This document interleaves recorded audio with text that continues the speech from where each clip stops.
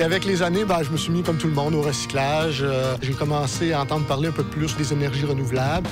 J'ai commencé à faire des recherches sur Internet, m'informer, savoir ce que je pourrais peut-être incorporer au niveau de ma résidence. À partir de ce moment-là, je me suis dit, ça serait peut-être le fun de partager mes expériences avec les gens du Québec. Donc, j'ai créé un site web.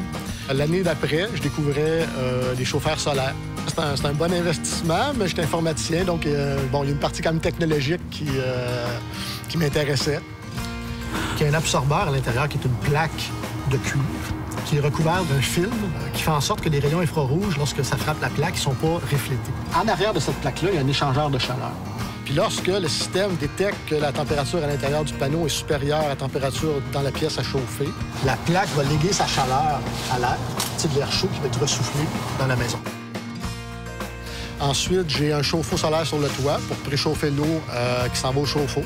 On rajoute un réservoir en avant du chauffe-eau régulier. Si l'eau est assez chaude, lorsqu'elle va se transvider dans le chauffe-eau régulier, l'eau n'aura pas besoin d'être chauffée. Donc, le chauffe-eau ne fonctionnera pas. Jean-Claude, c'est quoi ça ici? Ça, c'est un récupérateur de chaleur des eaux grises.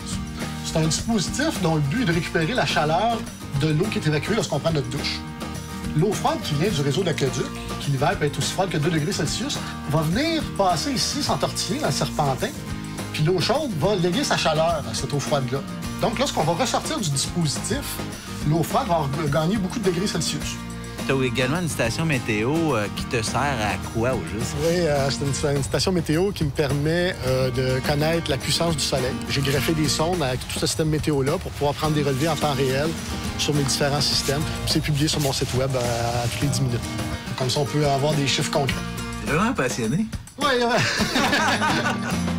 Je diffuse aussi des communiqués à saveur environnementale. Avec mes 2 panneaux solaires, plus mon récupérateur de chaleur des eaux grises, j'ai réussi à diminuer ma facture d'électricité d'environ 10 environ.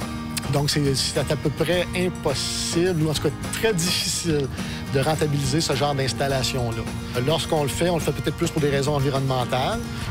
C'est des dispositifs qui m'ont permis d'apprendre des nouvelles choses, dans le fond. C'est une passion? Tu as développé une passion par rapport à ça? Des formations professionnelles, mais effectivement, j'aime les gadgets, je peux pas m'en cacher, là.